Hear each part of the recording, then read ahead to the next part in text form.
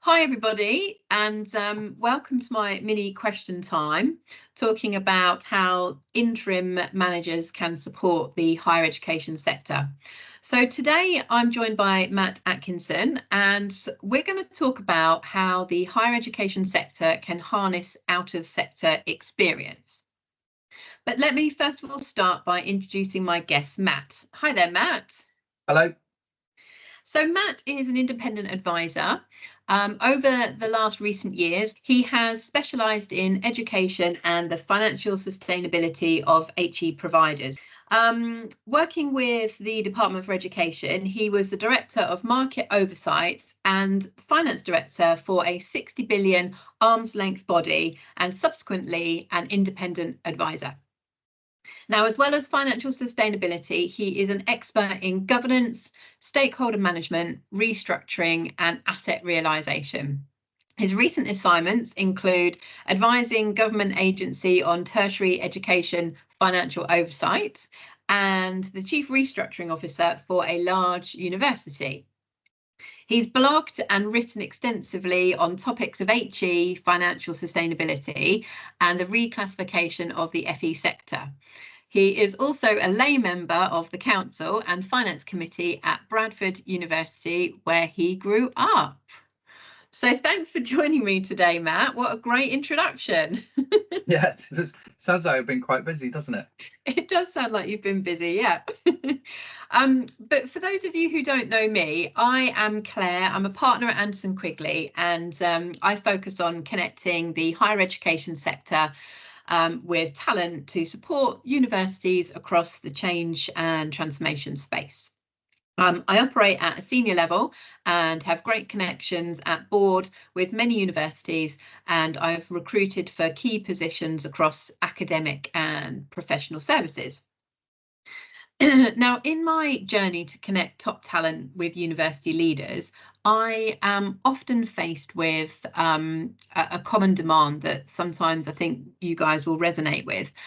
And it goes a bit like this. Claire, I really need somebody who has previously worked in higher education. Now, I recognise this wholeheartedly, but at the same time, in some situations, I can't help but feel that the sector misses a trick by closing the door on talent from other sectors. And in my network especially, I have many people who have the skill, ability and desire to support the higher education sector and helps navigate some of these huge challenges we face.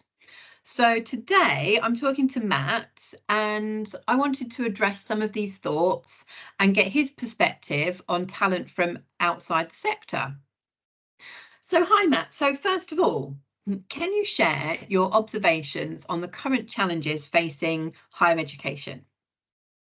Yeah, and I'm happy to do that. It's not a great story, is it? But I'm happy to share my thoughts. There's two things I'd like to say first. So firstly, the sector is incredibly diverse, and therefore we are generalising something that probably shouldn't be generalised too much.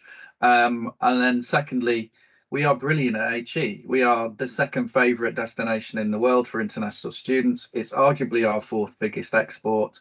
We're getting something very, very right here. And universities are incredibly important to their learners, their staff, but also to their local communities. It's often the biggest employer in the town, for example. So it's a sector that we need to look after. Perhaps as part of this discussion, we'll talk about how the sector could look after itself a little bit better. So firstly, for most universities, the flat domestic fee for domestic students is a problem. Volatility in the international student market, some of which is generated by the UK government, not all of it. Some of it is due to currency crisis in other countries. Inflation, pressure on costs, that relates directly to the cost of living for students. And I would add to that staff at universities. Within this sort of group, I would add leadership capacity. Now, it's not to say that there isn't great leadership in the sector. It's just that the leadership is not necessarily geared up for the challenges that they face. There's a couple of more debatable and less pervasive challenges depending on the institution.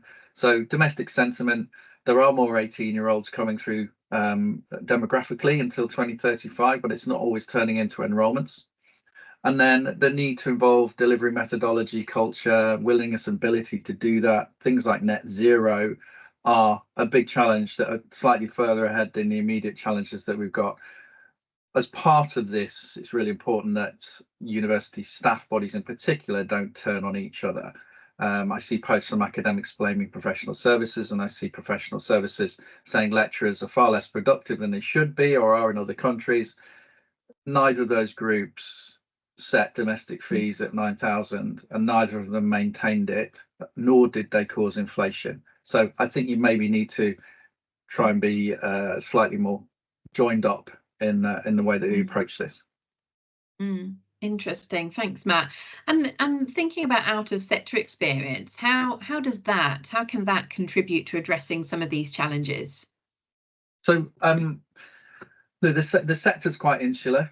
That's common across education. So, you know, if you were recruiting into FE or into big multi-academy trusts, they'd be saying must have education experience.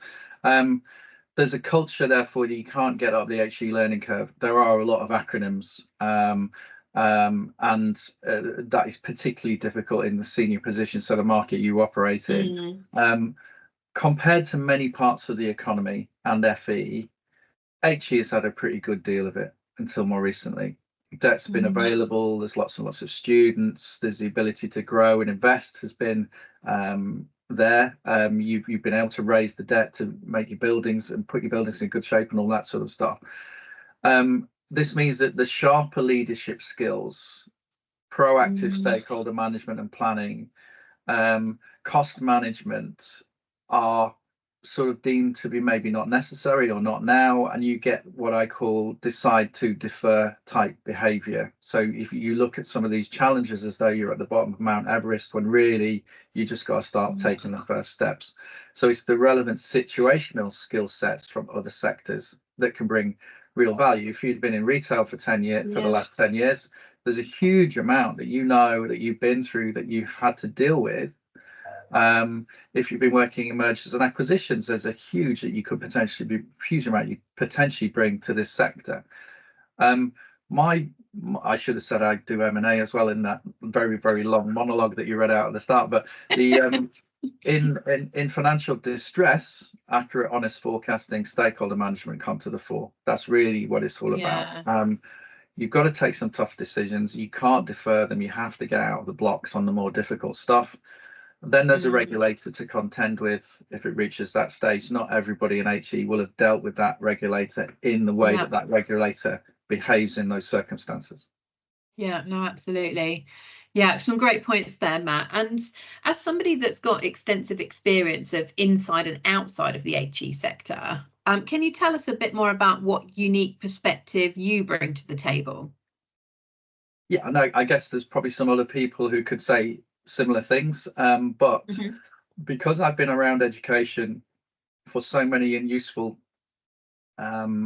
years from different perspectives, as banker, as funder, as overseer, as lender, as advisor, I've also dealt with massive budgets and led large teams. So the role at market oversight in the ESFA was a very, very big budget, very, very big team. Looking after a lot of public money, so very familiar with accounting officer rules and managing public money. Because I'm used to distressed organizations and dealing with their stakeholders appropriately at the right time and in the right sequence. But I also personally really, really care about education. I've been in it for a long time now, at PwC, in the civil service, and as an advisor.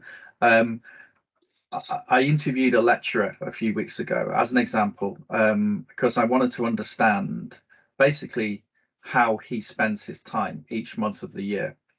I wanted to avoid misstatement. I didn't want to be too head office. I wanted to understand a lecturer's perspective, right? So that I go to certain lengths to understand that as much as possible, I understand the impact of any decisions or any advice I'm giving. And adapting to new conditions or a restructuring or whatever you want to call it is about organizing a balance sheet around a set of cash flows. The most important thing is delivering those cash flows. And I bring some realism and honesty to that process. Brilliant, brilliant. And talking about interim managers or expert advisors, how can the proactive hiring of interim managers support HE institution in navigating change, do you think? Well, I think in the way that they do in every other sector. So, HE is sort of lagging behind other sectors in terms of using this sort of situational experience. But for a start, interim expert resource is usually fantastic value for money. Now, you might see a day rate and you might not like the day rate, or you might see a contract, you might not like the number on the contract, but it's much cheaper than hiring a firm. There's fewer terms and conditions. If ultimately more help is required from a firm, it would be scoped in the right way. Some institutions in any sector are not very good at scoping their advisors. Lots of firms are flocking to the sector at the moment, claiming expertise and solutions, but it won't always work. It won't always be something to hang your hat on. And from a governance perspective, that's really, really important. If it's just a piece of advice, it's still your decision to take as a executive team, as a governing board, and you won't really, it's on you, and as it should be. But it's almost always expensive as well. So interims are in the business. They're not just advising it. They're on the ground. They're in it. Restructuring and reorganization is not a usual operating activity, as I've mentioned. These are extraordinary things that are being asked of leadership teams. So anyone who says it's part of their job to do these extraordinary things either isn't doing it or didn't have anything to do in the first place. So there's an underrated advantage of showing that you've recognized there's an issue and there's a gap in expertise. It may not feel that comfortable to say we need some help, but actually you get credit for it in the end. So the university I worked with predicted the issues, got advice, made a plan, and got the stakeholders to back it. They could not have done it without external professional advice. There were interims and professional advisors in there, and they were great. But the in-house team were the ones who had their names on the forecasts and the plans, and that's the difference between the two. Yeah, brilliant. Thank you. And what advice would you give to HE institutions who perhaps are considering the expertise of a strategic interim manager, but one that has a diverse background? So one that might have worked inside the sector, but also brings out of sector experience as well. So in the event I'm not available, what you need to do is get the right one, and that starts with an honest assessment of the challenge and appraisal of the gaps that there are and there will be in internal capability or capacity. So you've got to do that bit first. So a university in financial distress, which is where I would likely be potentially needed, is that there are all sorts of professional bodies with independence who have skill sets for the circumstances. So, for example, I'm a member of the Institute for Turnaround. That's very financially focused, but it does or can inform an overarching strategy. And when you do fall into financial distress, your objectives change a little bit, and strategy is informed much more by finances than it is, for example, by perhaps some of the strategic goals. If two universities are considering a collaboration, now that could be a back office integration or a full merger, you would need that M&A expertise, which there's very little of that in the sector. Merging two HEIs is hard, it's novel. I know a bit about it, and I know probably more than many, but because there's been so few in the past, you'd be wise to investigate further someone claiming to be an expert in HE M&A. I know who is, and there are very few of them. If the university's challenge is net zero or changing their delivery method to digital, it's not going to be me. Your gap analysis would not point you in my direction. What shouldn't happen is if you do find the expert you think you need, you don't disqualify them because they've never worked in HE, or they say board instead of council, or they ask what an acronym means. That's not a good reason to not take them on. Yeah, absolutely. And what about advisors in general, Matt? You previously mentioned that advisors are flocking to the sector and universities should exercise caution. Can you expand on that a bit, please? Well, I think probably I should caveat that slightly in that, I am an advisor myself, and I spent many years being an advisor at PwC. But so the first thing to say is I've worked with brilliant advisors, committed to the sector with credentials and longevity to their experience. So I know who the good ones are, but there are very few firms that really know the sector because there hasn't been a need for them to know the sector. So when firms see that there could be financial distress, so for example, in the early 2000s in the NHS, they develop expertise over time in order to deliver for that need. There hasn't been a need for a long time in HE, and therefore you haven't got that depth of experience in the professional services sector. There are a few. So I think what I'm saying is do your gap analysis first, what you really need rather than knee-jerk or go-to. If you instruct somebody to do something extremely expensive but don't get any value out of it, that's probably the worst thing that you could do in these circumstances.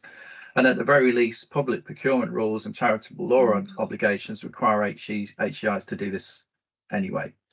Yeah, brilliant. Thanks for sharing that, Matt. Okay, great. I do love advisors, Claire. Scoped in the right way, they can do an amazing job. Yeah, exactly. And, just as interims can, their assignment scoped in the right way and the right interim chosen can really add value to the executive team that's already in play, especially when there's, a skills gap or a particular problem at hand. That is when I think interim managers and advisors can be really beneficial to any organisation, not just higher education. Yeah, I think it's that point where you're having to do something that's way outside your ordinary job description. Yeah. So if you've got a massive IT integration, a massive back office integration, you can't just do that with your existing resource. You need to expand your existing resource. And how do you plan it? How do you do it in a risk assessed way? And all that good governance that you need around project resourcing projects like that. It's actually, to me, it's fairly obvious that the executive teams and council should be asking executive teams to supplement that leadership. Yeah, definitely. And I think, interim management is being seen more as a strategic hiring tool. I think traditionally it could have been looked at as a critical gap fill cover option for when somebody leaves a business. But actually now when I speak to vice chancellors and members of boards, they are thinking about it as a strategic hiring option. And I think the cleverer institutions are planning for that short-term expertise to kind of dive into their organisation and help at times when they might not have that expertise in-house. So, yeah. And much cheaper from a pension perspective as well to have someone in on an interim basis for 12, 18 months than hire somebody and have that pension obligation for a long time. Yeah, absolutely. In summary, one of the key takeaways is how an institution designs what it is that they need. So how they put together an assignment for an interim manager or an advisor. So it's a little bit more than just filling a gap and filling a position on the board.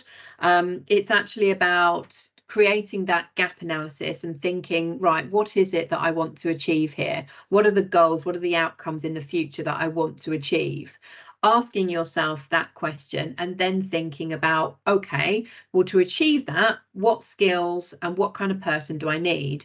And leaving out the bit where we say they must have HE experience. So it's a bit like a shopping list, isn't it, Matt? It's it's a long list of things that you might need. There's not that perfect person out there, but there will be the perfect set of expertise. And actually, sometimes it might come in the form of one person, but other times it can come in the form of a small team, that comes together to provide a real clear roadmap in terms of how to achieve those outcomes that were set at the beginning. Yeah. I agree with all of that, and I think I would add that financial distress, which is a factor for a lot of universities, the OFS report says so. It is an extraordinary activity in itself because you have to put together an investable plan that your stakeholders can back. Those stakeholders are going to ask you loads and loads of questions, and you're going to have to respond to all of those questions. It is extraordinary and resource intensive activity. If the gap is with regard to a project like a back office integration or a merger, that's clearly also extraordinary to people's day-to-day roles. Now, you might have, for example, in a back office integration, your chief operating officer as the lead, but how are they going to resource that additional work if without some interim support or without hiring a load more people? So the gap analysis with the objective in mind should drive a resource requirement. And I agree with you, albeit, you know, I do know about HE. You don't always have to know about HE. It's the situational skill that is the most important thing. Yeah, definitely. The situational skill, absolutely. From my perspective, I would say universities really need to become more proactive on dealing with the challenges that they face. I don't think the domestic funding solution, for example, is arriving particularly quickly. And if enrolments for international students carry on in the way that is currently predicted, next year is going to be very, very difficult, which is another difficult year on top of some previous difficult years. So I think you've got to try and take some of the hope out of your forecasting and put some realism in it, which is what OFS actually said a couple of weeks ago in their report on financial sustainability. Great. Okay. Brilliant. Yeah, I think that's really important. And I think the other takeaway for me from our conversation, Matt, is actually about strategic hiring. So for institutions to include advisors and interim management in their strategic hiring plans. So not just think of it as a gap fill, which perhaps traditionally it has been, but think about it more in the long-term plan, like what expertise do we need and when, and have that in their strategic hiring plans. Yeah, a resource gap rather than a candidate gap. Yeah, absolutely. Yeah, exactly. Yeah. Brilliant. Okay, fantastic. Well, thanks, Matt, for sharing your insights and expertise. It's been really interesting chatting to you, and pleased to hear that we share some similar views on that whole out of sector experience. So that's really good. And thank you to everyone who's been listening. We hope you found that interesting. And if you wish to reach out to Matt or I to have a further conversation on anything that we've just discussed today, our contact details are on the bottom here. So yeah, please feel free to pick up the phone or drop us a line.